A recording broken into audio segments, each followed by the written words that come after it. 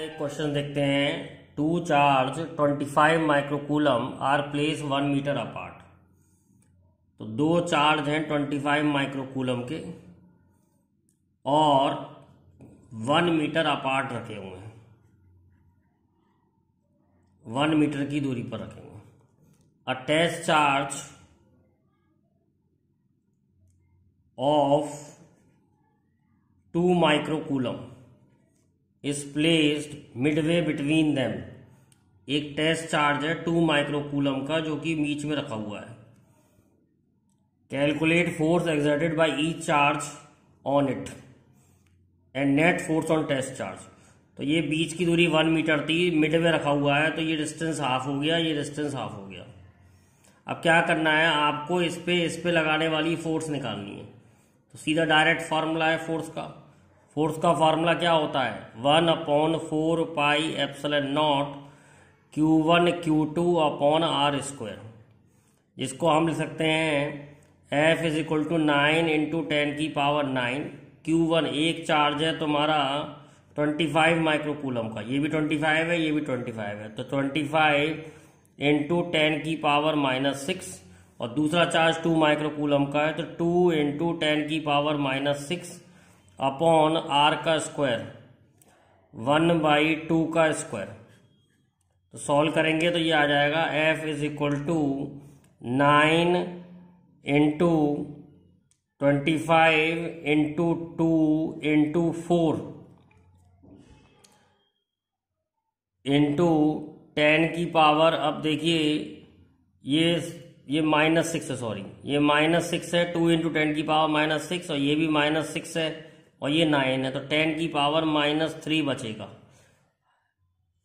1। तो 25 इंटू 4 100 हो गया, 9 2 ज़ा 810 इंटू 100 इंटू 10 की पावर -3।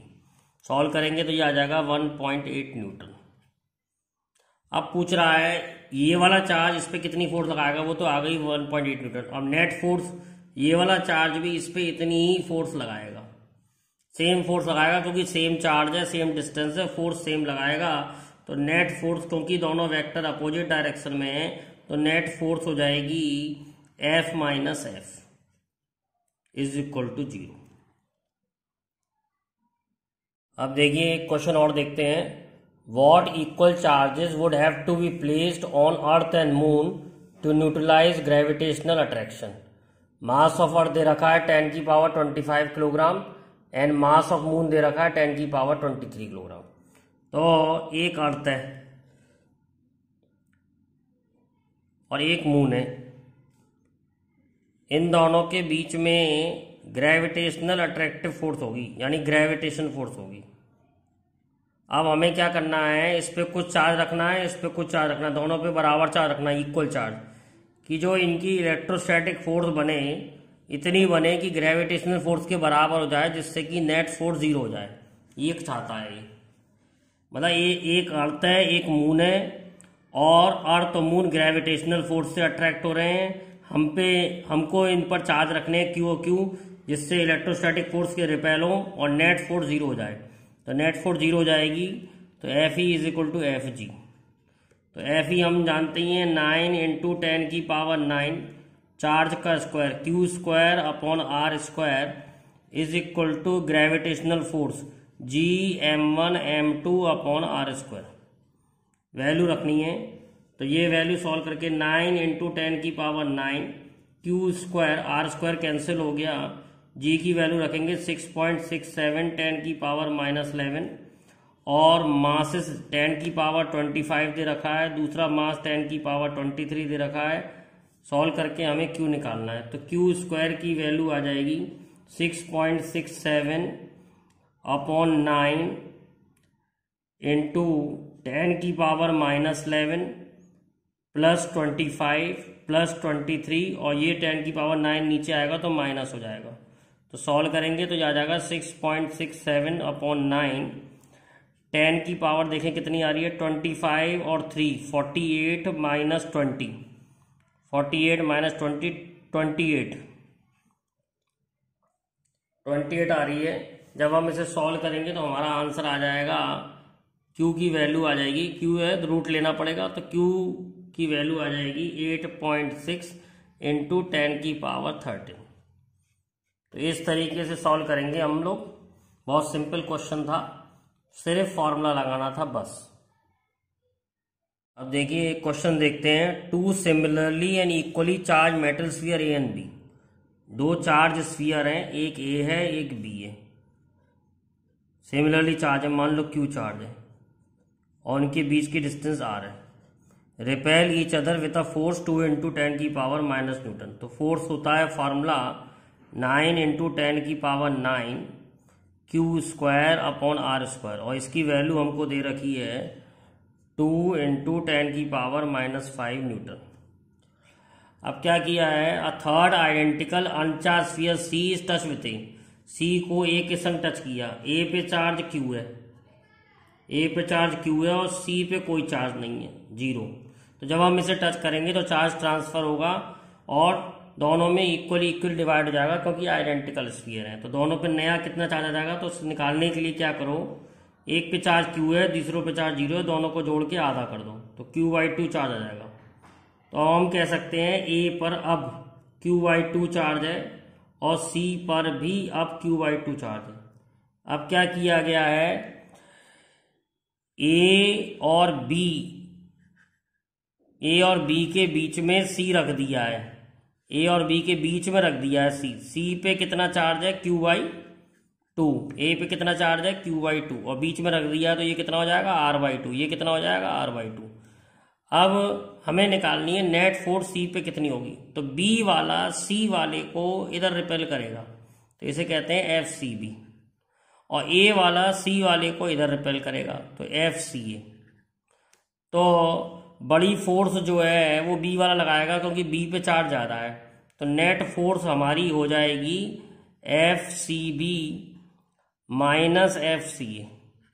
तो पहले तो लिख लेते हैं FCB माइनस FCB लिख लेते हैं, 9 इंटू 10⁻9 FCB यानी कि सी और बी का Q into Q/2 upon R/2 का square, minus 9 into 10⁻9 Q/2 into Q/2 upon R/2 का स्क्वायर। तो ये हो गई FCB माइनस FCA। तो अब हम सॉल्व करेंगे तो ये आ जाएगा 9 इंटू 10⁻9 बाहर आ गया, Q स्क्वायर बाहर आ गया, और 4 ऊपर आ गया, R स्क्वायर नीचे आ गया, इधर बचेगा 1/2 और इधर बचेगा 1/4। सॉल्व करेंगे तो ये 4 से 1/4 से कैंसिल हो जाएगा, तो F आ जाएगा 9 into 10⁻9 Q square upon R square. तो ये पहले वाली फोर्स के बराबर ही आ गया, 9 into 10⁻9 Q square upon R square. किसकी वैल्यू दे रखी थी, 2 इंटू 10⁻⁻5 दे रखा था न्यूटन। तो यही आंसर आ गया। फिर समझ लेते हैं एक बार। 2 सिमिलरली चार्ज स्फीयर है ए और बी, और उनके बीच में लगने वाली फोर्स 2 इंटू 10⁻⁻5 न्यूटन थी। तो दोनों चार्ज Q मान लिए, बीच की डिस्टेंस R मान ली। तो फोर्स का फॉर्मूला लिख लिया, F is equal to 9 into 10⁻9 Q square upon R square is equal to 2 into 10⁻⁻5। अब एक आइडेंटिकल अनचार्ज लेके आए हैं। अनचार्ज मतलब कोई चार्ज नहीं है, तो C लेके आए अनचार्ज और ए के संग टच किया। ए पे चार्ज Q है, सी पे चार्ज 0 है। जब हम टच करेंगे तो दोनों में इक्वली चार्ज डिवाइड हो जाएगा, क्योंकि आइडेंटिकल है। वैसे तो पोटेंशियल बराबर नहीं होता जब तक चार्ज आता है, लेकिन अगर आइडेंटिकल है तो चार्ज भी बराबर हो जाएगा। तो Q प्लस 0, इसका चार्ज Q था, इस पर चार्ज 0 था, Q प्लस 0 डिवाइड बाई 2। अब दोनों पे Q/2 चार्ज हो जाएगा।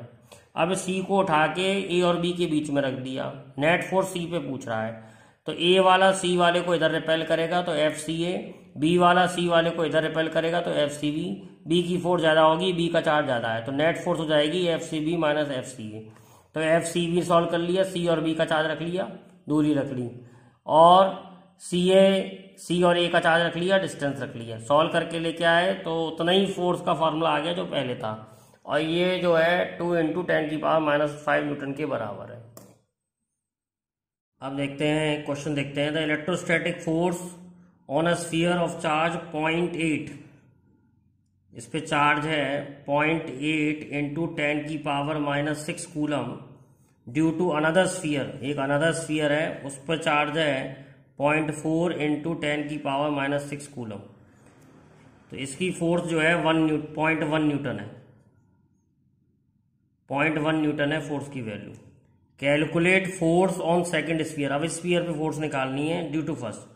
तो पहली बात तो आपको बता दें, जितनी फोर्स ये इस पे लगाएगा उतनी फोर्स ये इस पे लगाएगा। एफ का फॉर्मूले में प्रोडक्ट आता है, एफ के फॉर्मूले में 1/4 pi epsilon naught Q1 Q2 upon R², इन दोनों का प्रोडक्ट होता है। तो ये Q1 है, ये Q2 है। अब इस पे निकालेंगे तो ये Q2 हो जाएगा, ये Q1 हो जाएगा। तो बात वही आनी है, फोर्स सेम लगाता है, जितनी फोर्स ये इस पे लगाएगा उतनी फोर्स ये इस पे लगाएगा। तो सेकंड स्फीयर पे फोर्स ही 0.1 न्यूटन ही होगी। अब हमें निकालना है इनके बीच का डिस्टेंस। तो फॉर्मूला लगा दिया, एफ की वैल्यू दे रखी है 0.1 न्यूटन। 0.1 is equal to 9 into 10⁻⁹, Q1 Q2 0.8 into 10⁻⁻6, 0.4 into 10⁻⁻6 upon R²। तो ये तो कैलकुलेशन करनी है, तो आप सॉल्व करेंगे तो R की वैल्यू आ जाएगी 0.17 मीटर। बहुत सिंपल क्वेश्चन है। एक स्फीयर दूसरे स्फीयर पे कुछ फोर्स लगा रहा है, आपको निकालना है दूसरा स्फीयर पहले वाले पे कितनी निकालेगा, या सेकंड स्फीयर पे क्या फोर्स होगी ड्यू टू फर्स्ट। तो दोनों चार्ज, ये बस बेसिक सा प्रिंसिपल है, दोनों चार्ज एक दूसरे पर इक्वल फोर्स लगाते हैं। अगर पहले वाले पे 0.1 न्यूटन लग रही है तो दूसरे वाले पे भी 0.1 न्यूटन लगेगी। अब इनके बीच का डिस्टेंस निकालना है। डिस्टेंस निकालना और भी सिंपल है, फोर्स का फॉर्मूला लिख लो, F is equal to 9 into 10⁻⁹ Q1 Q2 upon R²। तो 0.1 फोर्स है, 9 into 10⁻⁹ Q1 Q2 upon R²। Solve करेंगे तो बड़ा सिंपल है सोल्यूशन, वैल्यू आ जाएगी 0.17 न्यूटन।